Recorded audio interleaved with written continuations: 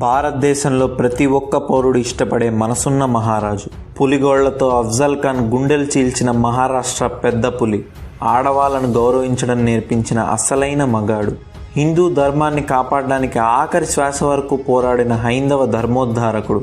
కేవలం రాజ్యాలను పాలించి రాజుగా మిగిలిపోకుండా ప్రజలను ప్రేమించి ఛత్రపతిగా ఎదిగిన జిజియాబాయి ముద్దు బిడ్డ. నేనెవరి గురించి చెప్తున్నానో మీకు ఈపాటికే అర్థమై ఉంటుంది. మరాఠా చక్రవర్తి ఛత్రపతి శివాజీ మహారాజ్. కానీ ఈ వీడియో ఛత్రపతి శివాజీ గురించి కాదు, ఆ శివాజీ మహారాజ్ ప్రాణాలనే కాపాడిన ఒక యోధుడి గురించి.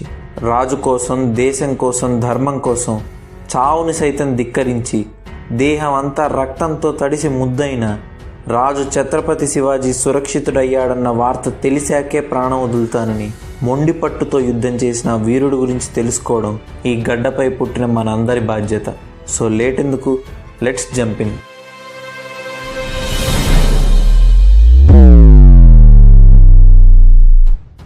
అది 1660వ సంవత్సరం. బీజాపూర్ రాజ్యాన్ని వందల ఏళ్లుగా పాలిస్తున్న ఆదిల్ షాహీలు ఎన్నోసార్లు శివాజీ మీదకి యుద్ధానికి వెళ్లి చావు దెబ్బతిని ఓడిపోయారు. అందుకే ఈసారి ఆదిల్ షాహీలు మొఘల్ చక్రవర్తి అయిన ఔరంగజేబ్ సహాయం తీసుకొని మరీ పన్హాలా కోటలో 600 మంది సైన్యంతో ఉన్న శివాజీని, శివాజీ కుడి భుజం సర్వసైన్యాధిపతి అయిన బాజీప్రభు దేశపాండేని 10,000 మంది సైన్యంతో అదే కోటలో చుట్టుముట్టి బందీలం చేశారు. సరైన సమయం చూసి ఛత్రపతిని చంపేయాలని ఆదిల్ షాహీలు ఎదురు చూస్తున్నారు. కేవలం 600 మంది సైన్యం. ఆ 600 మంది సైన్యంతో 10,000 మందిని ఓడించి యుద్ధం గెలవడం అసాధ్యమని శివాజీకి తెలుసు. కాబట్టి అక్కడి నుండి తప్పించుకోవడం ఒక్కటే శివాజీకి ఉన్న మార్గం. కానీ 10,000 మంది నుండి తప్పించుకోవడం కూడా అంత సులువైన పని కాదు. పన్హాలా కోటలో ఉన్న ఆహారం, ధాన్యశాలలో ఉన్న ధాన్యం మొత్తం ఖాళీ అయితే ఆదిల్ షాహీ సైన్యంలో కొంత భాగం ఆహారాన్ని సేకరించడానికి వెళ్తుంది. అప్పుడు తప్పించుకోవడం సులువుగా ఉంటుందని శివాజీ ఆదేశించారు. కొన్ని నెలలు గడిచాయి. పన్హాలా కోటలో ఆహారం, ధాన్యగారాలలో ధాన్యం అన్నీ ఖాళీ అయిపోయాయి. 10,000 మందికి ఆహారం కావాలి కాబట్టి ఆదిల్ షాహీల సైన్యంలో కొంత భాగం ఆహారం కోసం మరో దేశానికి బయలుదేరారు. ఛత్రపతి శివాజీ తప్పించుకునే సమయం ఆసన్నమైంది. పన్హాలా కోట నుండి రంగే నారాయణ్ అనే మరాఠా నాయకుడు పాలిస్తున్న విశాల్గఢ్ కోటకు వెళ్లాలని శివాజీ నిర్ణయించుకున్నాడు. 13 జూలై 1660 వర్షాకాలం. అమావాస్యకి దగ్గరలో వెన్నెలకాంతి బాగా తక్కువ ఉన్న ఒక రాత్రి ఛత్రపతి శివాజీ, బాజీ ప్రభువులతో పాటు 600 మంది సైనికులు విశాల్గఢ్కు అడవి మార్గం ద్వారా బయలుదేరడానికి సిద్ధంగా ఉన్నారు. సైన్యంలో శివాజీ మహారాజ్ పోలికలతో ఉండే శివకాశీద్ అనే ఒక సైనికుణ్ణి శివాజీ ధరించే దుస్తులు, నగలు తొడిగి అచ్చుగుద్దినట్లుగా శివాజీ మహారాజులా తయారు చేసి ఆదిల్ షాహీ సైన్యాధిపతి కంటపడేలా 10 మంది సైనికులతో పంపించారు. ఛత్రపతి శివాజీ వేషంలో ఉన్న శివకాశీద్ను చూసి శివాజీనే తప్పించుకుంటున్నాడనుకొని ఆదిల్ షాహీల సైన్యాధిపతి తన సైన్యం అంతటినీ పిలిపించాడు. ఇదే అదను చూసి ఆదిల్ షాహీ సైన్యం మొత్తం శివకాశీద్ దగ్గరకు వెళ్ళినప్పుడు అడవి మార్గంలో విశాల్గఢ్ వైపుకు అతివేగంగా బయలుదేరారు శివాజీ, అతని సైనికులు. వర్షాల తాకిడికి అడవి నుండి ముళ్ళ కంపలు, చెత్త చెదారం దారిలో కొట్టుకొచ్చాయి. నడిచే మార్గం అంతా బురద, ముళ్ల పొదలతో భయంకరంగా ఉంది. కానీ అక్కడ ఉన్న 600 మందికి ఒకటే లక్ష్యం, ఛత్రపతి శివాజీని విశాల్గఢ్కు చేర్చడం. ఆ 600 మందికి ఉన్న ధైర్యం కూడా ఒకడే, బాజీ ప్రభు దేశపాండే. బాజీ ఉన్నంత వరకు తమనెవ్వరూ ఏం చేయలేరన్న ధైర్యంతో అడుగులు వేస్తున్నారు. ఆదిల్ షాహీల సైన్యాధిపతి పట్టుకున్నది శివాజీ మహారాజ్ని కాదని, మారువేషంలో ఉన్న శివకాశీద్ని తెలుసుకోవడానికి ఎక్కువ సమయం పట్టలేదు.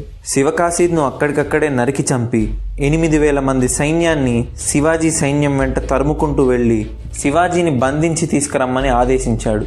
తెల్లవారే సమయానికి గోడ్కింద్ అనే ఒక ఇరుకైన పర్వత ప్రాంతంలో విశ్రాంతి తీసుకుంటున్న శివాజీ సైన్యం ఆదిల్ షాహీ సైన్యం సమీపిస్తుందని తెలుసుకొని ఆశ్చర్యపోతారు.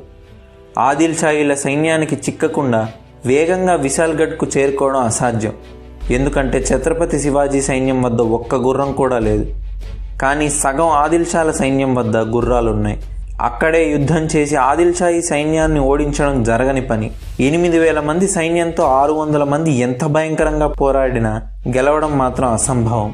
ఇప్పుడు ఛత్రపతి సైన్యానికి ఉన్న ఒకే ఒక్క దారిని బాజీ ప్రభు రాజుతో వివరించాడు. గోడ్కిన్ చాలా ఇరుకైన కొండ ప్రాంతం. ఈ దారిని ఒకేసారి ఎక్కువ మంది సైన్యం దాటలేరు. సైన్యంలో సగం మందిని అంటే సరిగ్గా 300 మందితో నేను గోడు కిందకు అడ్డుగా నిలబడి ఆదిల్ షాహీల సైన్యంతో పోరాడతాను. ఒకేసారి ఎక్కువ మంది సైనికులు ఈ దారిలో రాలేరు కాబట్టి తక్కువలో తక్కువ 2-3 గంటల వరకు నేను ఆదిల్ షాహీలను ఆపగలను. ఈ సమయంలో మిగిలిన 300 మంది సైన్యం తమ ప్రాణాలతో ఛత్రపతిని కాపాడుకుంటూ విశాల్గఢ్కు చేర్చండి. శివాజీ మహారాజ్ సురక్షితంగా విశాల్గఢ్కు చేరుకోగానే అక్కడున్న ఫిరంగులను పేల్చండి. ఆ ఫిరంగుల శబ్దం మహారాజు క్షేమంగా ఉన్నారని నాకు సంకేతం అని పథకాన్ని వివరించాడు. మరో దారి లేక అందరూ ఈ పథకాన్నే ఒప్పుకున్నారు.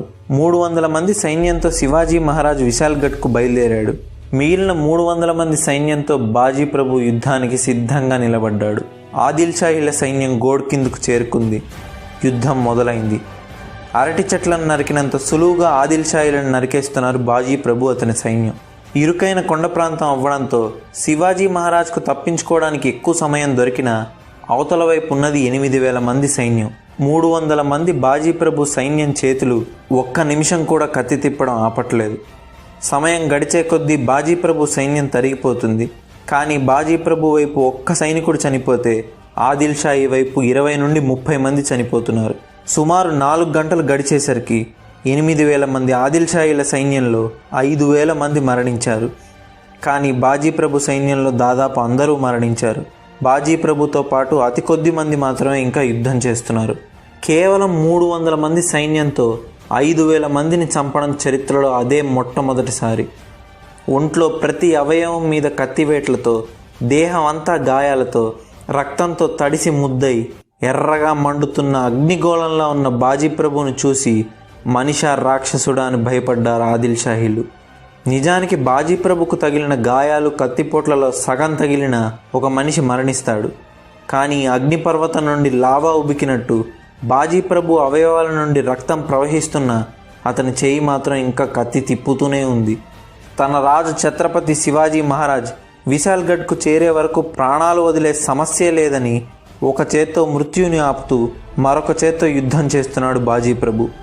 చావుని పూర్తిగా ధిక్కరించి ఊపిరికి ఊపిరి పోగు చేసుకొని యుద్ధం చేస్తూనే ఉన్న బాజీ ప్రభు చెవులు యుద్ధం మొదలైన 4.5 గంటల తర్వాత ఫిరంగి పేలుళ్ల శబ్దాన్ని విన్నాయి. నా రాజుని కాపాడుకున్నానన్న చిరునవ్వు పెదవుల మీదకి వచ్చేలోపు, దేశ ప్రజలను రక్షించానన్న గర్వం కళ్ళల్లోకి చేరేలోపు అతని చెయ్యి కత్తిని వదిలేసింది. కాళ్ళు నేలను ఒరిగాయి. కళ్ళు ఆకాశాన్ని చూస్తూ ప్రాణం శరీరాన్ని వదిలింది. చరిత్ర కని విని ఎరుగని యుద్ధం చేసి కేవలం 300 మందితో 8,000 మందిని అడ్డుకొని మృత్యునే వాయిదా వేసిన బాజీ ప్రభు త్యాగానికి ఛత్రపతి శివాజీ కన్నీటి నివాళులర్పించి గోడ్ కింద్ ప్రదేశాన్ని పావన్ కింద్ అంటే పవిత్రమైన ప్రదేశంగా ప్రకటించాడు. ఆ తరువాత బాజీ ప్రభు పిల్లలను తన సొంత పిల్లలుగా పెంచి పోషించాడు ఛత్రపతి శివాజీ. సో ఇది ఫ్రెండ్స్, ఏ కొద్దిమంది వీరుల ప్రాణత్యాగాల వల్ల మనం ఈరోజు తలెత్తుకు జీవిస్తున్నామో అలాంటి ముఖ్యమైన యోధుడు బాజీ ప్రభు దేశపాండే కథ. ఈ వీడియో మీకు ఇంట్రెస్టింగ్గా అనిపిస్తే ఖచ్చితంగా లైక్ చేయండి. ఈ కథ విన్నప్పుడు బాజీ ప్రభు లాంటి త్యాగమూర్తులు మీకు గుర్తొస్తే కమెంట్స్ రూపంలో వారిని స్మరించుకోండి. రాజు కోసం, దేశం కోసం ప్రాణాలనే లెక్క చేయకుండా పోరాడిన బాజీ ప్రభు దేశపాండే కథ మీకు తెలిసిన వాళ్ళకి తెలియకపోతే ఈ వీడియోని షూర్గా షేర్ చేయండి. ఇలాంటి వీడియోస్ ఈ ఛానల్లో వస్తూనే ఉంటాయి. వెతుక్కోకుండా చూడాలనుకుంటే సబ్స్క్రైబ్ చేసి బెల్ ఐకాన్ క్లిక్